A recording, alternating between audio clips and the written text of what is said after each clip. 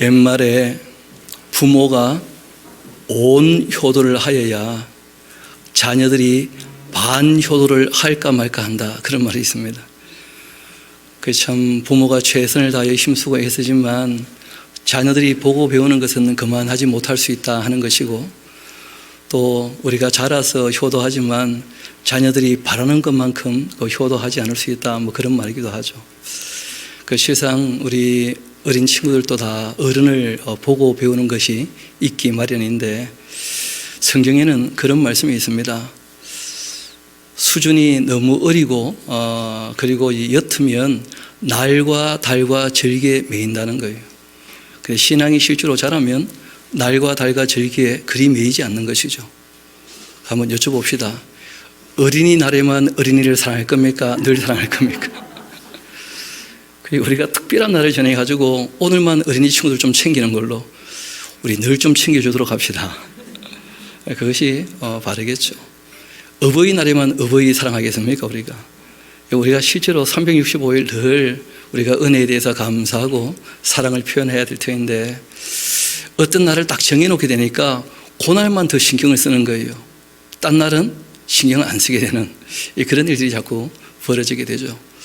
그래서 저희들이 오늘 어린이 주일과 아무 상관없이 계속 진도를 나가는 것으로 무슨 말인가 하니, 우리가 하나님 말씀을 읽고 듣고 배워서 그 말씀으로 사람이 다듬어지면 언제 어디서 누구를 만나도 사랑할 수 있다는 거예요. 진리를 따라서. 그렇기 때문에 우리가 말씀을 바르게 읽고 듣고 배우는 것, 또 지켜 행하는 것, 이런 것이 우리 신앙의 본질이 되는 것이니까. 그렇지만 우리가 또 연약하니까 이런 날 한 번쯤 다시 생각하고, 어린이날 또는 어린이 주일 우리 어린이를 생각하는 것처럼, 사랑하는 것처럼 늘 좀 어린이를 생각하고 사랑하자, 그렇게 우리가 다시 한번 되새겨볼 수 있다면 또 나름대로 의미가 있지 않겠나 하는 생각도 하게 됩니다. 정말 바라는 것은 우리가 특별한 날과 달과 절기 이런 데 매이는 것이 아니라, 늘 우리가 만나는 모든 사람들 하나님께서 바라시고 원하시는 대로 우리 주님께서 우리를 사랑하신 것처럼 그렇게 서로 사랑하며 살 수 있게 되기를 소망합니다.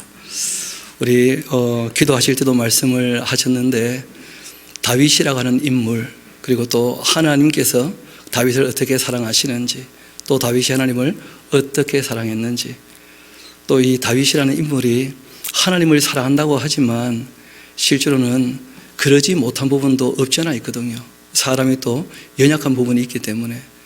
그럼에도 또 하나님께서 얼마나 넓은 마음으로 기다려주시고 참아주시는지, 또 그 가정에는 어떤 일들이 있게 되었는지, 또 왜 그런 일들이 발생하게 되었는지, 그런 것을 좀 살펴보면서 성경이 우리에게 교훈을 하시는 그 말씀들을 바르게 잘 배워서 다윗이 했던 좋은 면이라면 우리가 본받기를, 그리고 다윗이 했던 이 실수라면 우리가 반복하지 않기를, 우리가 그런 마음을 가지고 말씀을 함께 상고하면 좋겠습니다. 우리 지난 시간 그 5장 5절까지 함께 다 정리를 했었는데, 그 다음 이야기를 좀 보도록 합시다. 이 왕과 그 부하들이 이제 예루살렘으로 갔다는 거예요.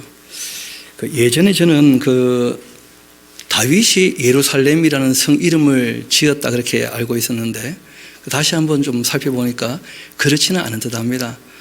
처음부터 이 살렘이라는 성이었고 예루살렘으로 늘 불려졌던 성이었어요. 멜기세덱이 있었던 성이었었고, 그리고 이제 여기는 원래 잘 아시는 것처럼 그 가나안 땅을 정복하게 되었을 때 베냐민 사람들에게 나누어졌던 땅이었습니다. 근데 베냐민 사람들이 자기 역할을 감당하지 못해서 여부수 사람들이 여전히 그 성을 차지하고 있었었죠. 10년 동안 다윗이 여기저기 쫓겨다니면서 이 이스라엘 나라가 정말 딱 이 균형이 잡히고 기초가 세워지려면 그 수도가 꼭 필요할 것이다.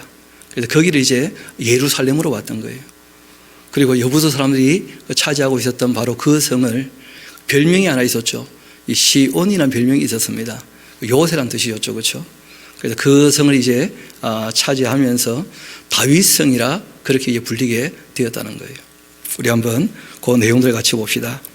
왕과 그 부하들이 예루살렘으로 가서 그 땅 주민 여부수 사람을 치려하며 그 사람들이 다윗에게 이르되 내가 결코 이리로 들어오지 못하리라. 그리고 여부수 사람들이 뭐라고 조롱을 했느냐 하면 맹인과 다리 저는 잘 알지라도 너를 물리치리라. 그렇게 하면서 다윗을 조롱했어요. 모욕을 하고. 그들 생각에는 다윗이 이리로 들어오지도 못할 것이다 하면서 대단한 요새였기 때문에 그렇게 얘기를 합니다. 한편 다윗이 시온 산성을 빼앗았다는 것이죠. 그래서 그 성을 다윗의 성이라 그렇게 이름하게 됩니다. 그날 다윗이 이르기를 누구든지 여부수 사람을 치거든 물 깃는 데로 올라가서 다윗의 그 마음에 미워하는 다리 저는 사람과 그리고 맹인을 치라 그렇게 했다는 거예요. 이런 내용들을 우리가 읽을 때 오해가 벌어질 수 있습니다. 다윗이 무슨 장애인들을 미워하는가 그런 식으로 이제 오해를 하는데 조금 더 읽어봅시다.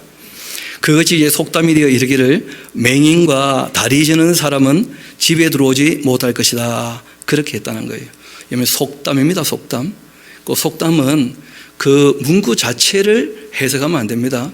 속담은 만들어진 배경을 반드시 봐야 돼요. 여러분 사면초가란 말 아시지 않습니까? 그 사면초가가 무슨 뜻이죠?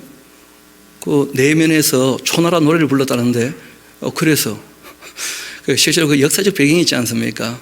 그 초패왕 항우라는 사람이 그 유방하고 한나라 왕 유방하고 싸울 때 그 한신이라는 사람에게 쫓겨가지고 이제 자그마한 진영에 갇히게 되었을 때 그때 항우라는 사람이 워낙 이렇게 힘이 세고 그 부하들이 탁 똘똘 뭉쳐 있을 그때에 한신이라는 사람이 계획을 세웠죠.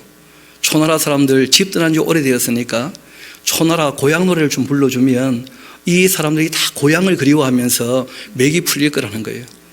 그래서 내면에서 다 초나라 노래를 부르기 시작하니까 실제로 이제 항우와 함께 했던 모든 사람들이 고향 생각나서 다 울면서 힘 빠지고 도망가기 시작하고 결국 이제 그 성에서 이 항우라는 사람이 자결 하면서 그 나라가 초나라가 끝나게 되는 그런 배경이 있지 않습니까? 그래서 우리가 사면초가하게 되어지면 더 이상 어쩔 수 없는 입장이 되었다 할 때 이제 사면초가를 하는 말을 쓰는 거예요. 그러니까 속담이라고 하는 것은 그 배경을 봐야 된다는 거예요.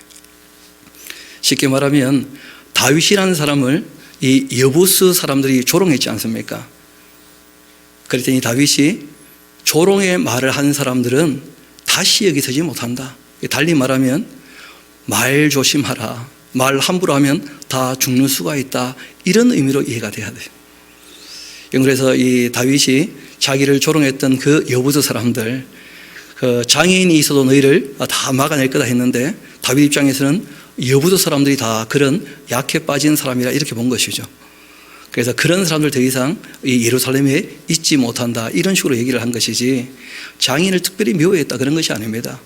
남을 그렇게 장애인을 비하하면서까지 조롱하고 놀렸던 사람들 그 말 함부로 했기 때문에 다 망하게 되었다 그런 역사적인 이야기를 하고 있는 거예요. 그래서 다시 말씀드립니다마는 속담이라는 것은 배경을 살피 읽어야 하지만 그 오해 없이 읽을 수 있다 꼭 기억하시면 좋겠습니다. 그런 면에서 오늘 속담 몇 가지 소개를 합니다. 여러분 얼른 키운 자식 효자 되지 않는다 그런 말이 있어요. 자녀를 키울 때 오냐 오냐 하면서 귀하게 받들게 되면 애들이 주인 노릇하지 절대 효도 안 합니다. 그래서 마땅히 할 길을 아이에게 가르치고 그 근실히 초달하라 그런 말씀이 있는 거예요 성경에는. 그래서 어릴 때 딱 바른 길을 갈 수 있도록 길을 잡아줘야 바른 길에 들려줘야 애가 바른 길을 걸어갈 수 있다는 거예요. 그래서 우리가 성경이 얘기하는 것과 똑같은 입장에서 말씀하셨던 그런 이 속담들이 있다는 걸 꼭 기억하시면 좋겠고 또 잘 아시는 속담이 있죠. 그 찬물도 뭐가 있답니까? 그 실제로 위아래 있습니까? 있죠. 여러분 컵에 담아봐요. 어차피 똑같은 찬물도 위가 있고 아래가 있는 거예요. 사람이면 똑같은 사람이라고 다들 요즘에 얘기하는 모양인데 그렇지 않습니다. 똑같은 사람도 어른이 있고 아이가 있는 거예요.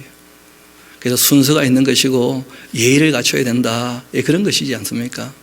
또 어른들 앞에 우리가 일어설 줄 알고 존경심을 표할 줄 알아야 된다 하는 그런 말씀이 있는데 요즘 점점 말이 좀 이상하게 되어가지고 똑같은 사람인데 뭐 이런 식으로 나와서 너무 그냥 존경심도 없고 어른도 함부로 대하는 이런 일이 있게 되는데 우리가 그런 거 좀 조심할 필요가 있겠죠.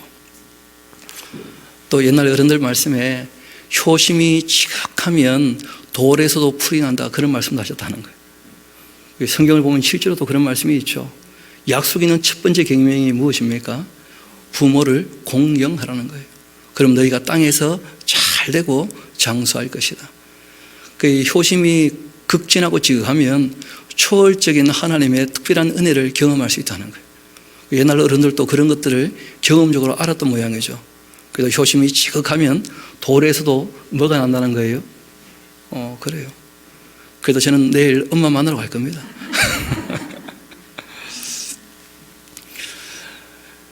이 성경이 우리에게 말씀하시는 그 어떤 이야기가 나올 때 그 배경을 바르게 살펴서 의미가 온전히 이해가 되어야지, 안 그러면 오해가 생길 수 있다는 거예요. 이런 것을 문득 읽으면 다윗이 마치 장애인들을 비하하고 그 장애인들을 아주 없이 여겼던 것처럼 오해할 수 있는데, 그렇지 않고 여부서 사람들이 했던 그 조롱의 말 때문에 다윗의 이런 속담이 생긴 거예요. 말을 함부로 하지 마라, 뭐 그런 것이죠. 이어봅시다. 9절입니다. 다윗이 그 산성에 살면서 다윗성이라 그렇게 이름했고, 다윗이 그 밀로, 그 예루살렘 성벽 동쪽을 얘기하는 것인데, 그 동쪽 성벽 이름입니다. 가득 찼다, 뭐 그런 뜻인데요. 그 밀로에서부터 안으로 성을 둘러싸았고, 만군의 하나님 여호와께서 함께 계셔서, 그 다음 참 중요한 얘기를 합니다. 다윗이 점점 강성하여 갔다는 거예요. 점점. 무슨 일이 잘 되어져 갈 때 다 점점 잘 되면 참 좋겠습니다. 그럼 갑자기 잘 되면 갑자기 망하는 수가 있어요. 점점 잘 되어져야 그게 딱딱 다져지거든요. 그런 면에서 우리나라는 너무 빨리 발전하지 않았나 하는 그런 참 생각을 하게 되는 일이 있습니다. 왜냐하면 너무 빨리 발전하게 되니까 문화가 못 따라가는 거예요.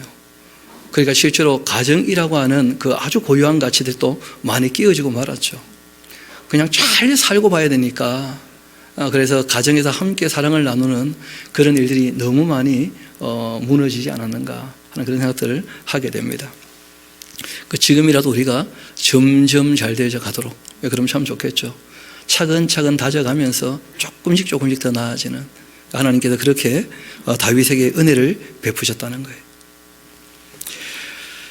그렇게 되자 이제 두로 왕 히람이 다윗에게 사절과 또 이 백향목과 목수 석수를 보내면서 그들이 다윗을 위해 집을 지어줬답니다. 다윗이 일하는 걸 보니까 주변 나라 중에 이 두로 왕 히람이 참 기특하게 본 거예요. 참 젊은 왕이 너무 일 잘하신다, 그렇게 해가지고 그 왕궁을 하나 지어준 겁니다. 그래서 다윗 때부터 이제 왕궁이 있게 됩니다. 왕궁이. 그렇게 왕궁에 딱 앉게 되니까 다윗이 여호와께서 자기를 세우셔서 이스라엘 왕을 삼으신 것과, 그 다음 참 중요한 표현이 나오는데, 그의 백성 이스라엘을 위하여서 그 나라를 높이신 것을 알게 되었다. 다윗이 자신이 아주 뭐 우쭐거리고 이게 아니고, 하나님께서 이렇게 두로 나라의 나를 인정받게 하신 것은 이스라엘 나라를 높이셔가지고, 원래 하나님이 뜻하신 바가 있었죠. 제사장 나라로 삼겠다. 거기에 대한 인식을 갖게 되었다는 거예요. 우리가 해야 될 일이 있다. 다윗은 점점 더 강성하게 되어지고, 그리고 왕의 자리에 앉게 되었을 때 자기의 성공에 취하는 그런 사람 아니었다는 거예요. 하나님께서 나를 왜 이 자리에 있게 하셨고 이 나라가 이렇게 영광스럽게 하시는가?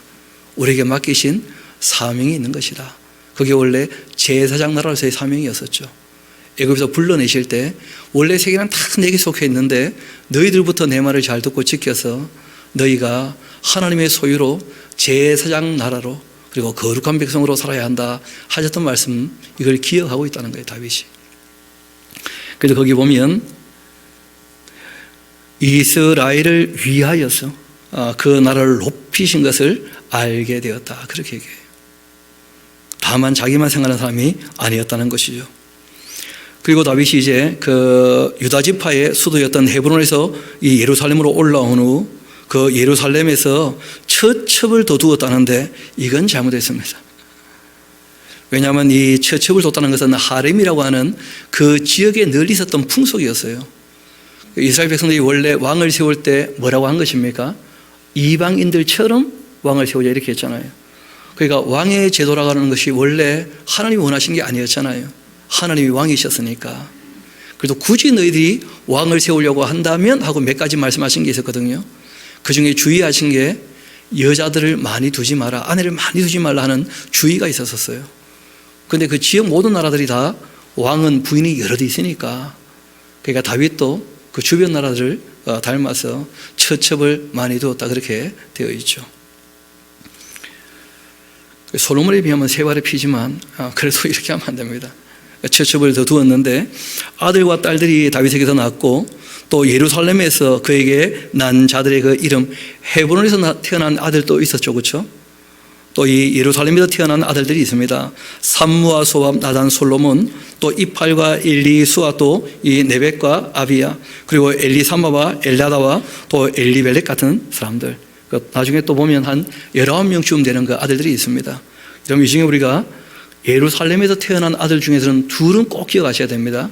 나단이라는 사람하고 솔로몬이라는 사람하고. 왜냐하면 나중에 우리가 성경을 보면 아시는데 솔로몬으로 말미암아 이어지는 예수님의 족보가 나와요. 그 족보는 요셉의 족보예요. 왜냐하면 이스라엘 백성들은 부부가 하나니까 요셉의 족보를 찾고 난 다음에 마리아에게서 예수님이 나셨다, 이렇게 소개하는 것이고, 마태는 그 유대인들을 위한 복음서를 썼으니까. 그러나 누가 입장에서는 요셉의 혈통이 아니라는 거예요. 그솔로 올라가 보면.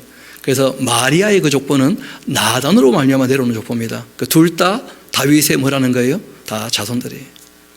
그래서 누가복음에는 다윗의 그 아들이 나단으로 되어 있습니다. 그리고 이제 그 족보로 내려오면 마리아 족보로 이어지게 되는 거예요. 누가 입장에서는 그 합리적이고 그리고 의학적인 진실대로 그렇게 이제 얘기를 하는 것이죠.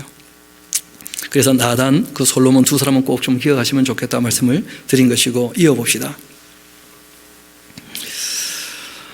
이스라엘이 그 다윗에게 기름 부어서 그 이스라엘 왕으로 삼았다 함을 블레셋 사람들이 이제 듣고서는, 블레셋 사람들이 다윗을 찾으러 다 올라왔는데 다윗이 듣고는 요새로 이제 나가게 됩니다.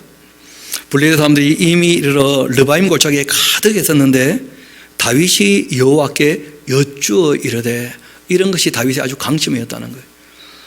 여러분, 그 히스기야 왕이나 그 이스라엘 왕들을 보게 되면 항상 막 왕궁에 있는 거 다 떼다 주고, 심지어는 하나님 성전에 있는 금까지 다 떼다 바치고 이러고 저러고 결국 안 되고 말면 그때 이제 궁지에 몰렸을 때 보통 뭐 합니까? 기도한다는 거예요. 하나님, 우리가 어쩔 수 없습니다, 이런 식으로 나온다는 거예요. 그래서 다윗은 모든 걸음걸음에 먼저 하나님께 여쭈어봤다는 거예요. 여러분, 기도라고 하는 것은 우리가 하나님께 뭘 요구하는 것이 아니라 하나님의 뜻을 여쭈어보는 것이 기도의 가장 기본이에요. 내 뜻대로 마옵시고 아버지 뜻대로. 하나님의 그 뜻이 무엇인가, 어디에 있는가, 내가 어떻게 해야 하는가, 이걸 늘 여쭈어봤다는 거예요. 여러분, 그래서 그 하나님의 뜻을 여쭈어보려면 뭘 먼저 알고 있어야 됩니까? 하나님의 율례와 법도를. 그래서 율례와 법도를 듣지 않은 사람은 그 기도가 가증할 수 있다는 거예요. 하나님께서 이 일을 나에게 맡기셨는데 지금 블레셋 사람들이 이렇게 왔는데 내가 어찌해야 하는지. 여러분, 물어보는 사람이 사랑받게 되는 줄 믿습니다. 그러니까 우리 젊은 분들, 또 가정을 막 이루시는 분들, 또 가정을 이루어서 좀 시간이 지났다 할지라도 어른들, 꼭 어른들 앞에 가서 뭘 물어보세요. 자꾸 다 알아도 또 물어보세요. 뭘 물어보느냐? 소금을 얼만큼 넣으면 되는지, 찌개를 끓일 때 간을 어떻게 맞추는지 꼭 물어보세요. 그 어른들에게 비법이 있습니다. 근데 그 비법이 더 맛있다는 보장은 없어요. 그래도 반드시 물어봐야 돼. 물어보면 아이고 아가 네가 더 잘 알 텐데, 하지만 그게 사랑스러운 거예요. 물어본다는 것 자체가. 다윗이 뭐 전쟁에 이골이 난 사람 아닙니까? 그렇지만 늘 하나님께 여쭈어본다는 거예요. 우리도 이 땅에 살아갈 때 먼저 하나님께 무릎을 꿇고 아침 일과를 시작하기 전에 하나님의 뜻을 따라 어떻게 할지 하나님께 여쭈어보고 하루의 일과를 계획 세우는 것, 그런 것이 복을 받는 비결 중에 하나입니다. 하나님께서 그런 사람들에게 복을 주시는 거예요. 늘 하나님께 먼저 여쭈어보는 것. 그게 하나님 기뻐하시는 일이거든요. 그래서 우리가 어디 가서나 하나님께도 여쭤보고 어른들께도 여쭤보고. 제가 가끔 아버님 말씀을 드리기도 하는데, 아버님이 저에게 목회하려면 여러 가지 일이 있지만 그러나 꼭 당회를 소중히 여겨라. 그리고 꼭 장로님들이니까 어른이니까 뭘 하든지 꼭 같이 여쭤보고 상의해서 일을 해라. 그러면 교회가 평안할 거다. 아무리 옳은 일을 할지라도 목사가 독단적으로 일을 하면 반드시 문제가 생긴다는 거예요. 참 감사하게도 저희 교회 한 7, 8년 큰 시끄러운 소리가 없죠. 그렇지 않습니까? 당회가 조용하면 온 교회가 조용하거든요. 나 잘하고 있는 거죠. 다른 얘기가 아니고 저도 배우는 것인데 꼭 여쭤보고 하라는 거예요. 때때로 그러지 못해가지고 좀 마음 상하는 일이 또 있으면 우리가 이해하고 용납하고 마음을 넓혀야 되겠지만 그냥 무슨 일을 하든지 먼저 어른께 여쭤본다는 것 참 중요한 일입니다. 어떤 모임에서든지 간에. 그래서 이 다윗이라는 인물은 항상 여쭤봤다는 거예요. 여쭤봤다. 이어봅시다. 다윗이 여호와께 여쭈어 이르되 내가 블레셋 사람에게로 올라가리이까 여호와께서 그들을 내 손에 넘기시겠나이까. 그렇게 하니 여호와께서 다윗에게 말씀하시되 올라가라. 내가 반드시 블레셋 사람을 너희 손에 넘길 것이다. 그렇게 하나님께서 여쭤보니까 다 알려주시는니다. 다윗이 또 바알브라심에 이르렀는데 거기서 그들을 치고 다윗이 말하되 여호와께서 물을 흩어버리는 것 같이 이 블레셋 사람들을 내 앞에서 흩어버리셨다. 그래서 그곳 이름을 그 바알브라심 하는 말은 주께서 흩으셨다 그런 뜻이에요. 주께서 다 치셨고 주께서 흩으셨다. 그러니까 바알이란 말이 꼭 우상의 이름으로만 쓰인 게 아닙니다. 그냥 일반적으로 주라 할 때도 쓰이는 경우들이 간혹 있었다는 거예요. 그래서 지난번 한번 말씀드렸죠. 그 일반 명사로 쓰일 때도 있고 고유 명사로 쓰일 때도 있다. 그런 말씀도 드린 적이 있는데 성경을 읽어보면 그런 식의 표현들이 간혹 나오게 됩니다. 이어봅시다. 거기서 또 블레셋 사람들 그리고 우상을 다 버리고 도망갔어요. 그러니까 이 다곤신 이 자그마한 드라빔 이런 것들이 있었겠죠.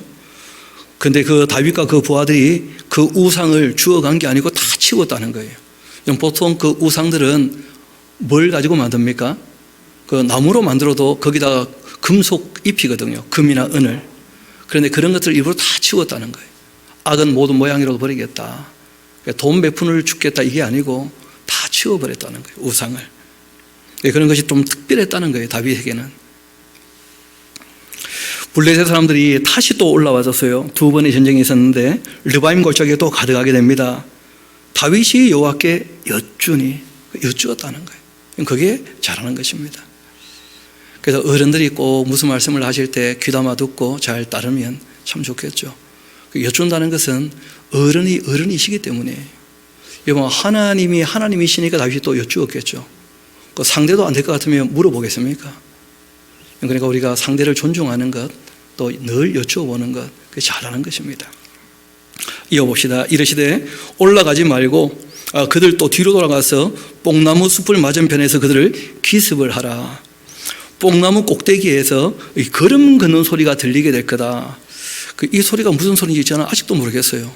뽕나무 꼭대기에서 걸음 걷는 소리라는 말인데, 그러니까 아마 그 걸음 걷는 소리가 딴 게 아니고 군인들 행진하는 그 행진 소리거든요.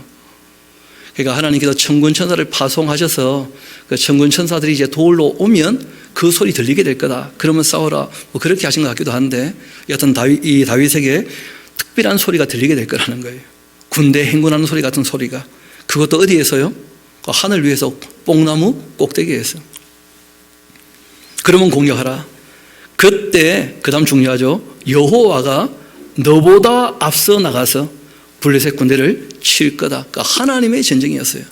블레셋 사람들은 악에 관영한 사람들이었고, 그래서 하나님께서 다윗이 지금 전쟁터에 나가서 싸우지만 이 전쟁은 하나님의 전쟁이다. 그래서 하나님의 군대를 파송할 거라는 거예요. 이에 다윗이 여호와의 그 명령대로 행하여 블레셋 사람들을 쳐서 게바에서 게델까지 그렇게 다 차지하게 됩니다. 그리고 다윗이 이스라엘에게서 뽑았던 무리는 한 3만 명쯤 되었다는데요. 적은 숫자가 아니죠. 참 이 사람 처음에는 도망갈 때 한 400명 정도, 또 10년 도망 다녔지만 한 600명 정도 이렇게 되었었는데, 그리고 이제 한 7년 반쯤 지나가지고 통일왕국의 왕이 되니까 3만 명이 모양이 3만 명. 참 대단한 군사들이 있게 됩니다. 다윗이 일어나서 자기와 함께 있는 모든 사람과 더불어서 바알의 그 유다로 가서 거기서 하나님의 궤를 메어오려고 합니다. 그리고 그 궤는 그룹들 사이에 좌정하신 만군의 여호와의 이름으로 불리는 곳이었습니다. 이 바알의 유다란 말이 여기 딱 한 번 쓰이는 곳이에요. 그 바알의 유다란 말은 유다의 주께서 그런 뜻이거든요. 그러니까 이것을 우리가 고유명사로 본다면 참 입장 곤란하게 돼요. 이 원래 기럇 야임이라는 곳이었지 않습니까? 그래서 이 유다 사람들이 그 하나님의 법궤가 있었던 곳이었기 때문에 주님이 우리와 함께 하신다, 그렇게 불리지 않았겠는가, 이렇게 보는 것이 합당하리라고 봅니다. 어떤 분은 이때 이미 유다 사람들이 바알을 숭배했다 이런 식으로 얘기를 하는데 그럴 가능성도 있지만 이 법궤가 있었던 곳인데 정말 그랬겠는가. 그리고 잘 아시는 것처럼 남한국 북한국이 갈라지고 난 다음에 북한국이 금송아지 순념소 다음에 아합시대 때 누가 들어옵니까? 바알과 아세라가 들어오거든요. 그래서 이런 이 표현들은 바알이라고 이름이 나오지만 이것을 고유명사로 보기보다는 일반 명사로 보는 것이 더 합당하지 않겠나, 그렇게 저는 여기는데, 여하튼 그 뜻은 그렇습니다. 유다의 주다, 그런 뜻이거든요. 거기 이제 법궤가 있었고, 잘 아시는 것처럼 베세메스에서 왔던 이 법궤, 그 법궤가 이제 이 기럇 야림 바알의 유다에 있게 되었고, 그때부터 한 70여 년 지금 시간이 지난 것이거든요. 거기는 법궤를 이제 모시고 오고 싶은 거예요. 다윗이 예루살렘에 왕궁이 있게 되어지니까 하나님 함께 하기를 원한다는 거예요. 다윗이. 이게 이 다윗의 마음이었던 거예요. 사랑하니까 함께 하기를 원하는 거예요. 함께. 이어봅시다. 그래서 이 다윗이 거기서 하나님의 그 궤를 메고 오려고 했는데 그 궤는 그룹들 사이에 자정하신 만군의 여호와의 이름으로 불리는 것이었다. 그들이 하나님의 그 궤를 새 수레에 싣고 산에 있는 그 아비나답의 집에서 나오는데 아비나답의 그 아들 우사와 아요가 그 새 수레를 몰았다는 거예요. 이게 이제 문제가 되는데, 여러분 다윗에게 책임을 지어주는 사람들도 있습니다만은 실제로 조금 있다 보면 하나님께서 다윗에게 이렇게 마음상에서 진노를 하신 게 아니고요, 우사에게 진노하셨어요. 이유가 있습니다. 여러분 지금 이 법궤가 그 기럇 야림에서 70년이나 있었지 않습니까? 그러면 하나님 법궤를 모시는 것을 제사장 집안이라면 다 배워야 됩니까? 안 배워야 됩니까? 알아야 됩니까? 몰라야 됩니까? 그런데 무려 70년 동안 시간이 지나갔는데 하나님의 뜻을 받들어 어떻게 할지를 전혀 관심이 없었다는 거예요. 이 제사장들이. 아니, 다윗이 뭐라 그래도 왕이 그렇게 하는 거 아닙니다. 하나님 법궤는 이렇게 하는 것입니다. 그렇게 해야 될 거 아닙니까? 다윗이라고 혼자 어떻게 다 합니까? 그렇게. 그럴 수 없잖아요. 다 전공 분야가 다를 텐데. 다윗은 지금 선한 마음을 가지고 일을 하려고 했는데 일이 안 되어서 마음이 상했던 것이었고, 조금 더 이어봅시다. 다윗과 또 이스라엘 온 족속은 그 잣나무로 그 만든 여러 가지 악기, 또 이 수금, 비파, 소고, 앙금, 제금으로 여호와 앞에 연주했는데 그들이 나군의 그 타작마당에 이르렀는데 소들이 막 뛰었다는 거예요. 소들은 아는 거죠. 이렇게 모시는 거 아니다, 법궤를. 그랬던 모양인데 우사가 손들어 하나님의 궤를 붙들었더니 그 7절을 잘 봅시다. 여호와 하나님께서 우사가 잘못함으로 말미암아 진노하셨다는 거예요. 우사가 잘못함으로 말미암았어요. 제사장이 되어가지고 알만한 사람이 전혀 그 사실을 알지 못했기 때문에 문제가 된 거예요. 그래서 그가 그곳에서 치졌고 그가 거기에서 하나님의 궤 곁에서 죽고 말았습니다. 그 우스라는 사람이 큰 잘못을 한 것이죠. 제사장인데, 그래서 앞에서 지도하는 사람에게 메이종 크리마 더 큰 심판이 있다, 그런 말씀이 있어요. 자기 역할을 감당할 때 바르게 알고 감당을 해야지, 모르는 사람이 모르는 것이야 어쩔 수 없거든요. 그럴 때는 지도를 해줘야 된다는 거예요. 이렇게 하는 것이다. 반면 이제 그 다윗 입장에서는 하나님 모시는 법을 본인은 잘 몰랐으니까 하나님이 이렇게 우사를 치시는 걸 보고 마음이 너무 상한 거예요. 아주 감정적인 이제 표현인데, 여호와께도 우사를 치셨기 때문에 다윗이 아주 분해하면서 그것을 베레스 우사라, 그 우사와 하나님이 다투셨다면서, 그리고 오늘까지도 그 이름으로 이제 불리고 있다, 그렇게 얘기하고 있는데 다윗이 크게 오해한 것이죠. 분노한 이유는 하나님이 마음에 안 들어 하시는가 하면서 다윗이 크게 오해를 했던 겁니다. 다윗이 그날 또 여호와를 두려워하면서 이르되 야 여호와의 괴가 어찌 나에게로 오겠는가. 이게 전부 오해죠, 오해. 다윗이 여호와의 그 괴를 옮겨 다윗성 자기에게로 메오기를 즐겨하지 않고 가드 사람 오벳에돔의 집에 그냥 갖다 놨다는 거예요. 아니 오벳에돔은 어떻게 하라고? 참 다윗도 웃기는 사람이라. 애나 니나 잘못 만져 죽어라 뭐 이러는가. 다윗 그런 사람은 아닐 텐데, 그렇죠? 여하튼 그 가까이 있어서 그랬는지 그냥 놔두고 갔어요. 오벳에돔이라는 사람 집에다가. 여호와의 괴가 가드 사람 오벳에돔의 집에서 석 달 있었는데 여호와께서는 오벳에돔과 그 집에 복 주셨답니다. 그 온 집에. 하나님께서 이 다윗의 오해를 풀기를 원하시는 거예요. 하나님과 함께 하는 것이 항상 복된 것이지 그래. 너가 지금 하나님 뭘 잘 모르고 있다 그런 것이죠. 어떤 사람이 다윗에게 이르되 여호와께서 하나님의 괴로 말미암아 오벳에돔의 집과 그 모든 소에 복을 주셨다. 그렇게 하니까 다윗이 가서 하나님의 괴를 기쁨으로 메어오기로 합니다. 그 오해가 풀린 거예요. 그래서 하나님 우리가 모시는 데 있어서 아무리 마음이 앞선다 할지라도 여러분 성경은 과정도 늘 소중히 여기는 거예요. 일이 안 되고 말아도 바른 길을 걸어가야지 결과만 목적으로 하고 성취와 이 성공을 목적으로 해서 이 신앙생활을 하면 반드시 실패합니다. 세상적으로는 성공할 수 있는지 모르겠지만 하나님 앞에서는 그것이 실패라는 거예요. 하나님께서는 그 가는 길도 바른 길 가기를 원하셔요. 그래서 다윗에게 큰 교훈이 되었겠죠, 그렇죠? 그래서 다윗이 이제 드디어 이번에는 그 괴를 기쁨으로 이제 메고 온 것입니다. 율법을 살펴서 제사장들도 크게 교훈이 있었을 테니까 그렇게 하고 있죠.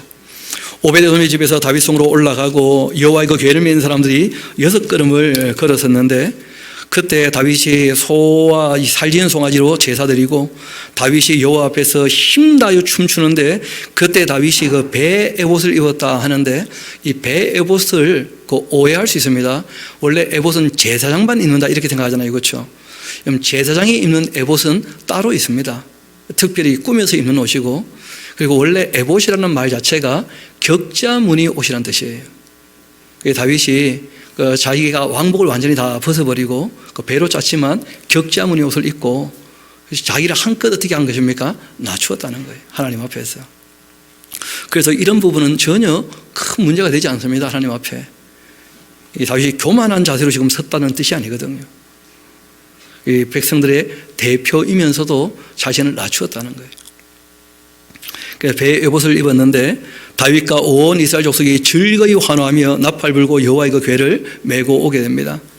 여호와의 괴가 그 다윗성에 들어올 때 사울의 딸 미갈이 그 창에서 그것을 내다보고 있다가 그 다음 아주 큰 문제가 하나 있게 되는데 다윗 왕이 여호와 앞에서 뛰놀며 춤추는 것을 보고서는 이 심중에 그를 어떻게 했다는 거예요?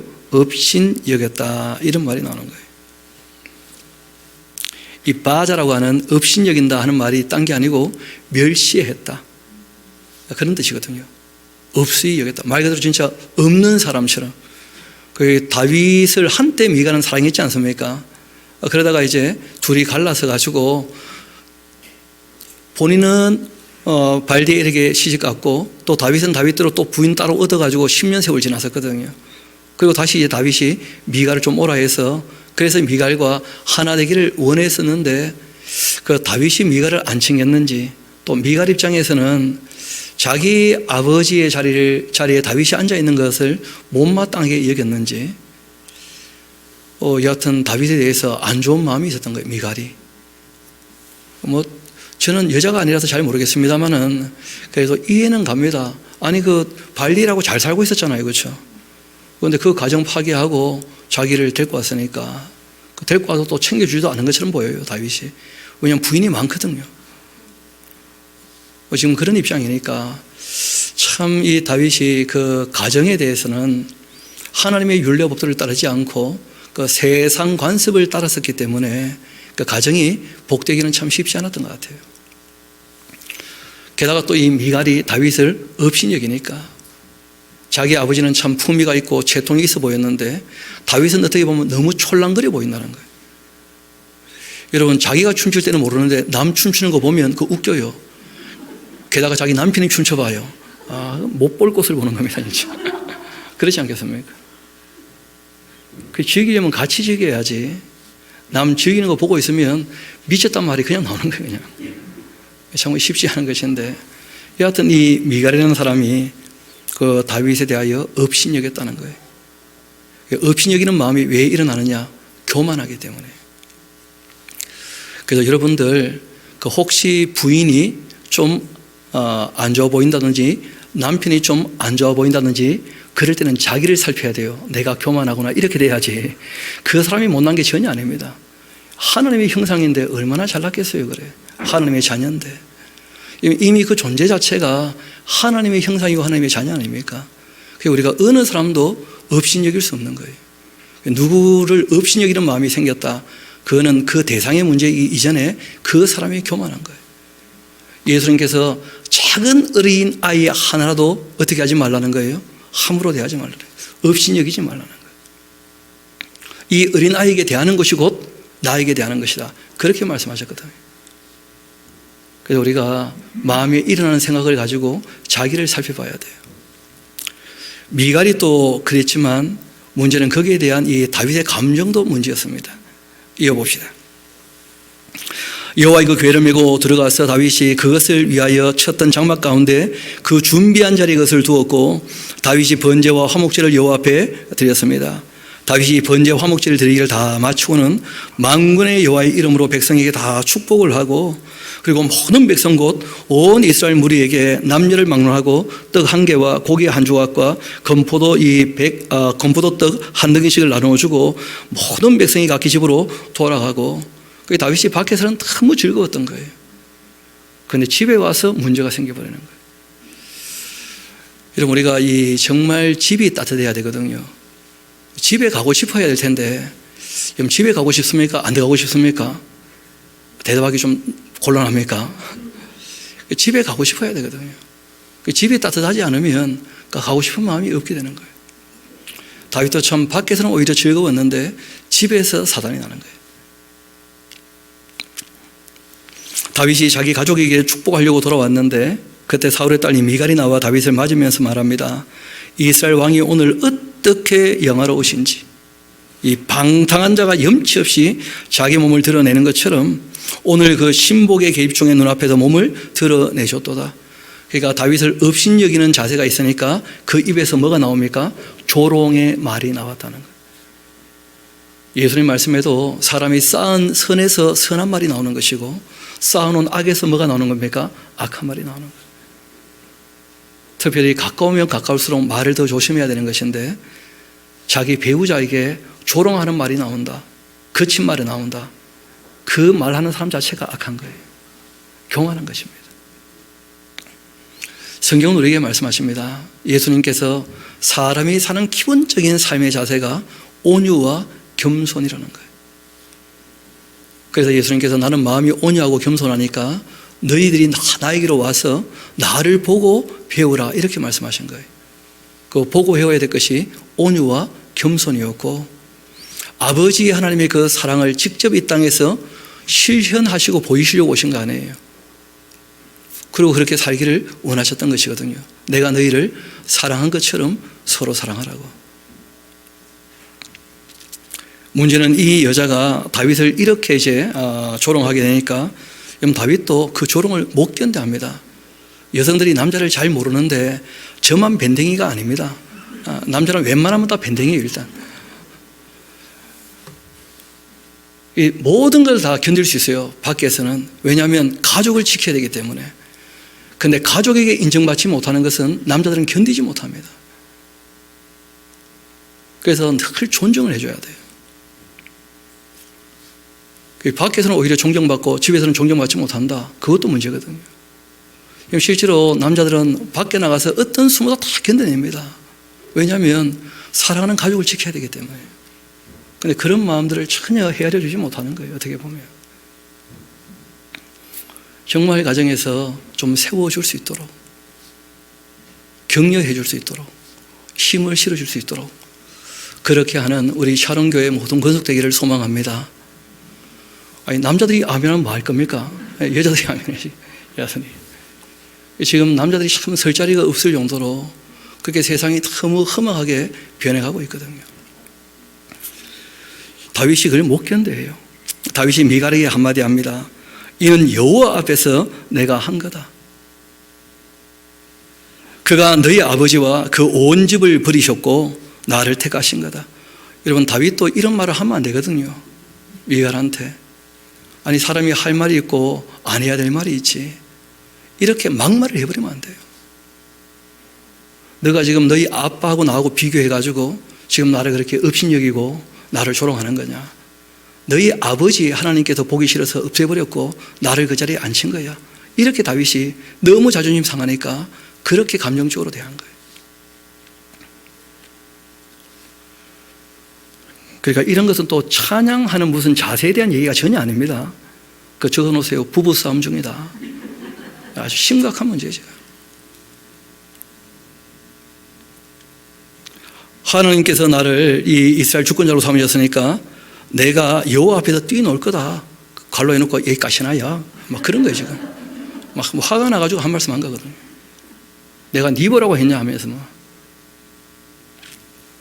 내가 이보다 더 낮아져 스스로 천하게 보인다 할지라도 너가 말한 바 계집 종에게서 내가 높임을 받아야 할 텐데 받으리라 한다고 뭐 해줍니까 그래? 다윗이 지금 얘기하는 것이 뭐냐면 너만큼은 나를 인정해 줘야 될 텐데 너가 나를 인정 안 해주면 어떡하냐. 이게 다윗에게 너무 괴로움이었어요. 그리고 이렇게 결론났죠. 그러므로 하고 나오는 거예요. 사울의 딸 미갈이 죽는 날까지 그에게 자식이 없었다는 거예요. 다윗이 다시 가서 보지 않았다는 거예요. 우리가 이 막말이란 말이 딴 말이 아니고 마지막 말이거든요. 결코 배우자에게 막말하지 않도록. 지금 뭐 이왕 했는데요. 과거는 어쩔 수 없습니다. 그건 뭐 어쩔 수 없는 거죠. 오늘부터 이 시점부터라도 우리가 정말 가까운 사람들에게 막말하지 않도록, 특별히 비아냥되거나 조롱하는 말을 결코 하지 않도록 그는 마음이 정말 결단해야 됩니다. 혹시 무슨 말이 확 올라오면 그때는 주먹을 불끈 쥐고 밖으로 뛰어나가세요. 그리고 동네 한 바퀴 돌고 샤워하고 집에 들어가세요. 이 사람의 감정이라는 것이 거의 한 8초에서 15초 사이에 다 깔아앉는답니다. 그래서 욱 할 때 그때 조금 견뎌낼 수 있도록 여러분의 어떤 루틴을 만드셔야 돼요. 왜냐하면 사람이 약한 존재니까요. 그러지 않고 그냥 마음에 나타나는 그 생각들, 본인이 악함에도 불구하고 있는 그대로 다 얘기를 해버리면 그러면 이 땅에서는 행복이란 것은 물 건너간 겁니다. 없어요, 그런 것은. 정말 우리가 말을 절제할 줄 알고 참을 줄 알아야 됩니다. 이 다윗 가정을 볼 때마다, 이 내용을 볼 때마다 참 그런 것이 마음 아픈 거예요. 가까울수록 더 상처 주는 수가 있거든요. 우리 어린 친구들도 마찬가지인데 부모님께 말을 할 때 정말 조심해야 돼요. 우리 어른들도 마찬가지입니다. 아이들을 노엽게 해서는 안 된다는 거예요.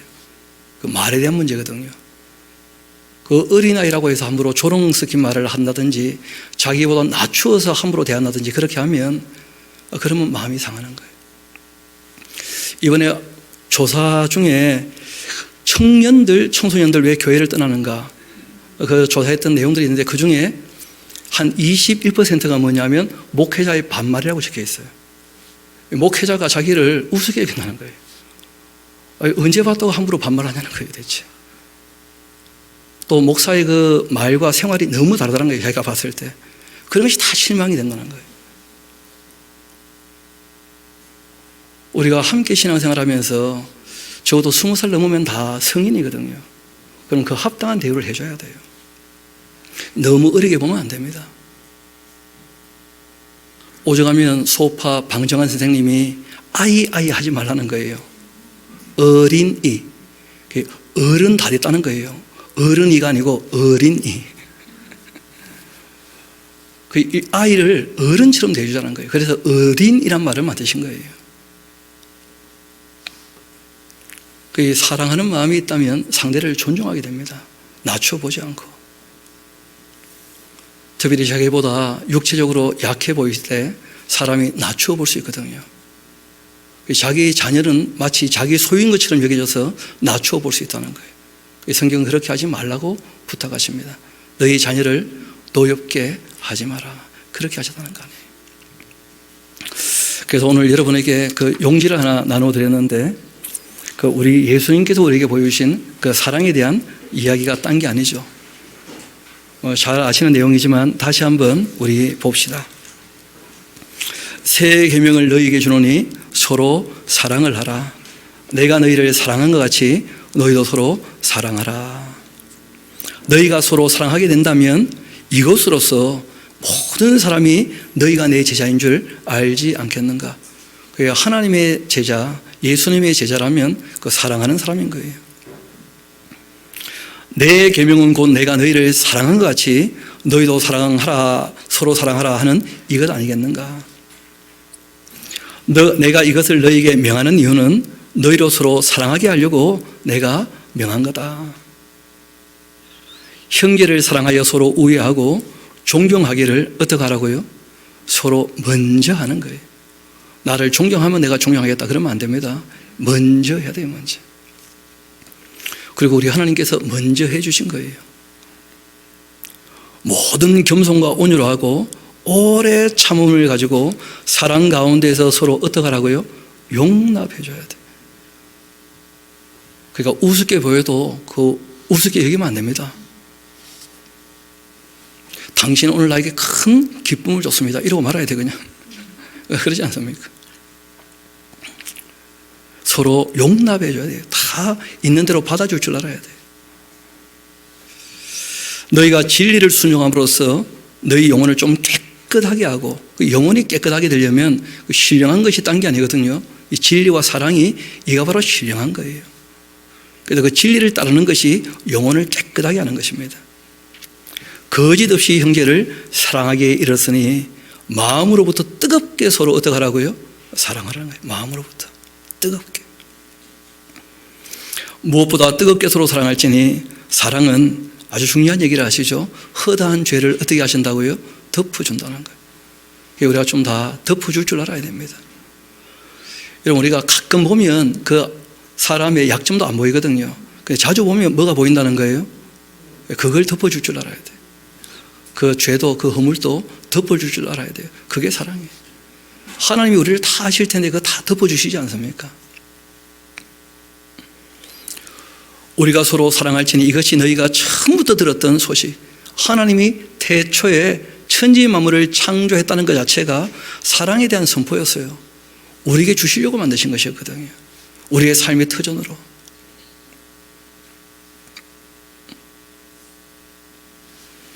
그 계명은 이것이니 그 아들 예수 그리스도의 그 이름을 믿고서 그가 우리에게 주신 계명대로 뭐 하는 겁니까? 서로 사랑하는 거예요. 그러니까 우리가 그 계명을 지켜 사는 것이 사랑하는 방법입니다. 사랑하는 자들아, 우리가 서로 사랑하자. 사랑은 하나님께 속한 것이니까 사랑하는 자마다 하나님으로부터 나서 하나님을 아는 것이고, 사랑하지 아니하는 자 하나님을 알지 못하는 사람이다. 이유는 하나님이 곧 사랑이시기 때문에. 하나님은 사랑 많으신 분이 아닙니다. 하나님의 본질이 사랑이시라는 거예요. 사랑이 무엇인지를 아는 것이 곧 하나님을 아는 거예요. 그렇지 않습니까? 사랑하는 자들아, 하나님이 이같이 우리를 사랑하셨은즉 우리도 서로 사랑하는 것이 마땅하지 않는가. 어느 때나 하나님을 본 사람이 없으되 만일 우리가 서로 사랑한다면 하나님이 우리 안에 거하시고 그 사랑이 우리 안에 온전히 이루어지는 것이다. 이같이 우리를 사랑하셨다는데 이같이가 뭔지 우리가 또 알아야 되지 않겠습니까? 그래서 그 한 15개 정도를 정리한 겁니다. 그 에스라하우스의 그 노호 목사님께서 정리를 잘 해주셨고 조금 다듬은 것인데, 우리 예수 그리스도께서 우리에게 사랑이 뭔지를 보여주신 것이 바로 이 15가지 내용이에요. 사랑이라고 하면 조금 이게 그 모호한 표현이 될 수 있는데, 사랑이 무엇을 하고 있는가를 보게 되어지면 사랑하는지 하지 않는지를 알 수 있다는 거예요. 제일 먼저가 관심을 보이는 거예요. 관심을. 예수님께서 내가 내 양에 뭘 다한다는 거예요? 이름을 안다는 거예요. 이름을. 참 제가 그런 데 왔을 때 저도 사랑이 참 없는 사람이다 싶어요. 이름을 잘 못 외우니까. 그래서 다시 한번 결단을 하고 다시 이름을 외워야 되지 않겠나 하는 고민도 하게 되는데 실제로 그렇습니다. 그래서 오늘 우리 어린이 친구들 우리 관심을 보이며 이름이라도 좀 합시다. 다 나와서 인사하게 될 텐데, 사랑은 제일 먼저가 관심을, 관심. 이 관심은 딴 게 아닙니다. 나를 다 알려주고 싶어 하고 그리고 상대에 대해서 알고 싶어 하는 거예요. 그래서 하나님께서 우리에게 이 하나님의 말씀 성경이라고 하는 책을 통해서 계시 하나님을 다 알려주기를 원하셨다는 거예요. 사랑하시기 때문에. 이게 관심이거든요. 관심. 그리고 우리 머리털까지도 다 새 신바 되었다.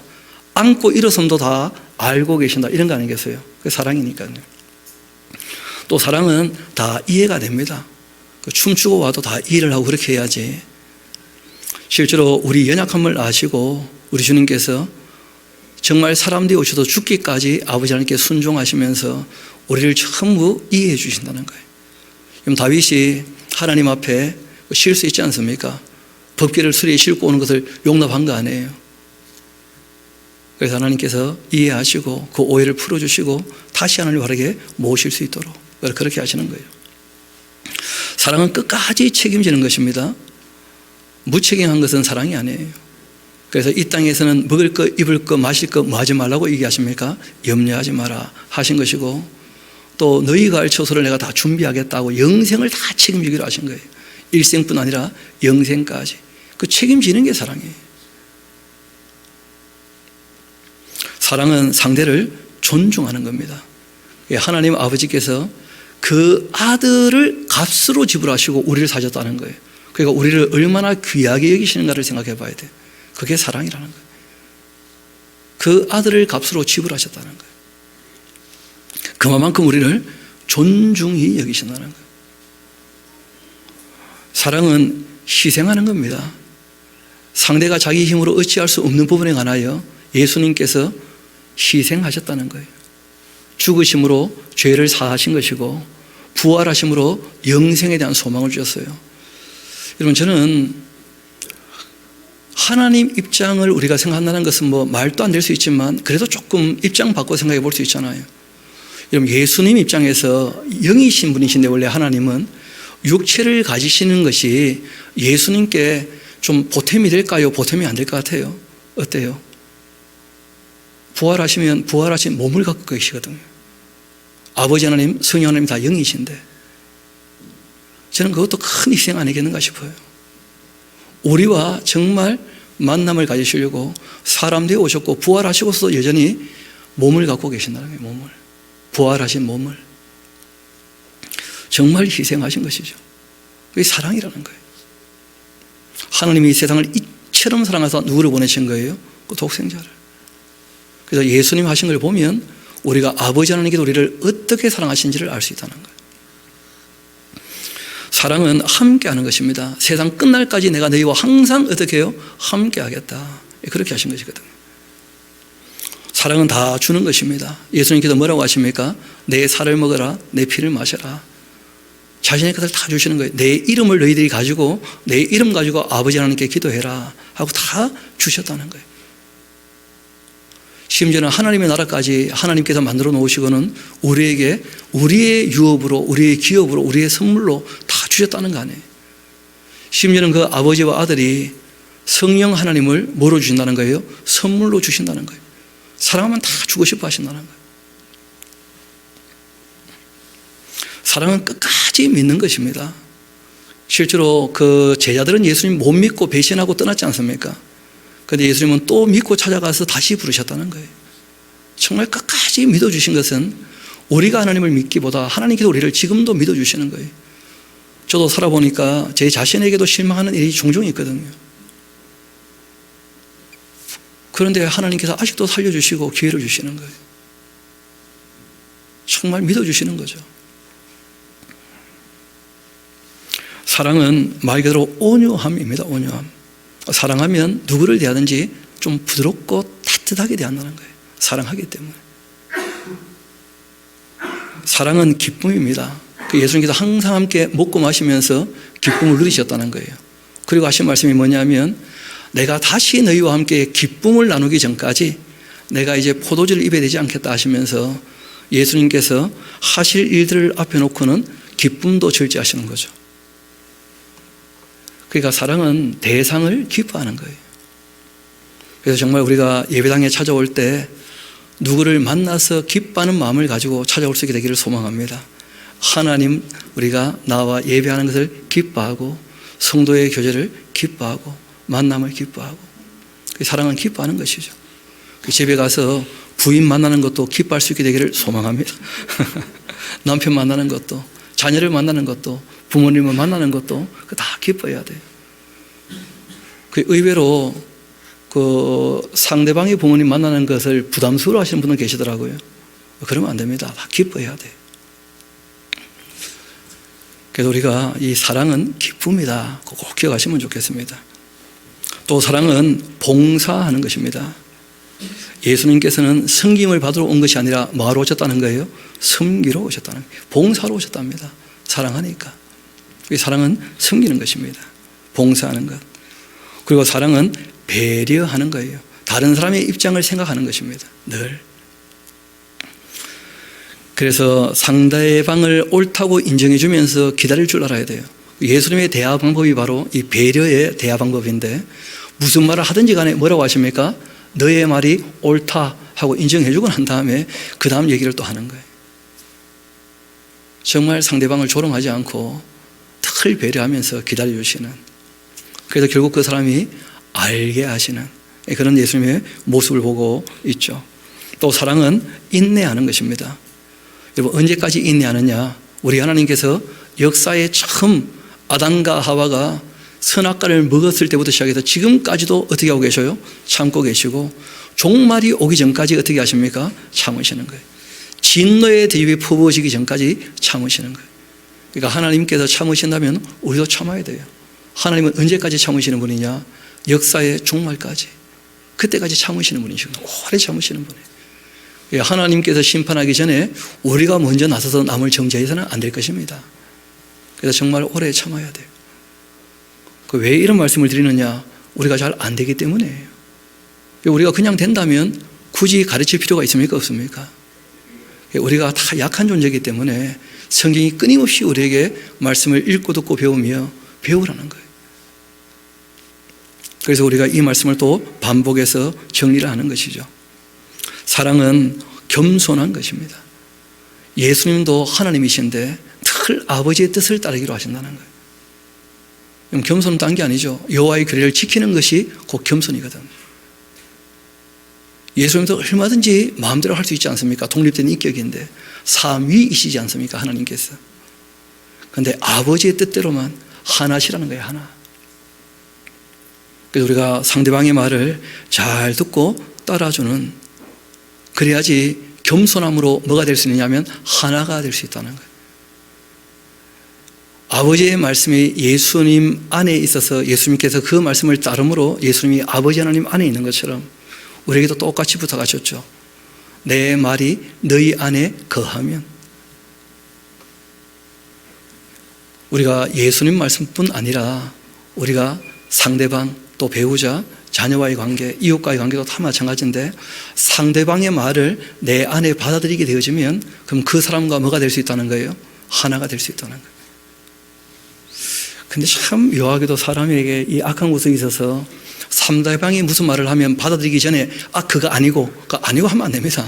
그거 진짜 아닙니다. 우리가 누구가 무슨 말을 하든지 일단 다 들어주고 기다리고 난 다음에 함께 갈 수 있도록, 그래서 우리가 하나가 되는 데까지 나가야 할 것입니다. 그래서 오늘 우리 함께 이 다윗의 가정의 모습을 조금 엿보게 되었는데, 우리는 이 다음에 사는 사람들이니까 앞선 사람들의 교훈을 잘 받아서 우리가 좋은 점은 본받고 실패했던 것들은 우리가 정말 반면교사로 삼아서 저와 여러분의 가정이 주님께서 바라시는 아름다운 천국을 이루어갈 수 있게 되기를 소망합니다. 우리 함께 기도하도록 하시겠습니다. 아버지 하나님, 참 감사합니다. 오늘 다윗의 가정에 있었던 일들과 또 하나님 앞에서 다윗이 하였던 일들을 함께 보게 되었고 하나님께서 또 다윗을 어떻게 대하시는지 우리에게 보여주신 것 감사드립니다. 우리가 이 땅에 살아갈 때에 알아야 될 것을 명확히 바르게 알아갈 수 있게 주님께서 지혜를 다하여 주시고 또 우리가 사람을 대할 때에 저희들 참 부족하고 연약하오니 주님의 선하신 도움의 손길을 경험하면서 우리가 주님께서 저희를 사랑하신 것처럼 서로 사랑할 수 있게 도와주시기를 소망합니다. 모든 것을 주님께 의탁합니다. 감사드리며 우리 구주가 되시는 예수님 이름으로 기도합니다. 아멘.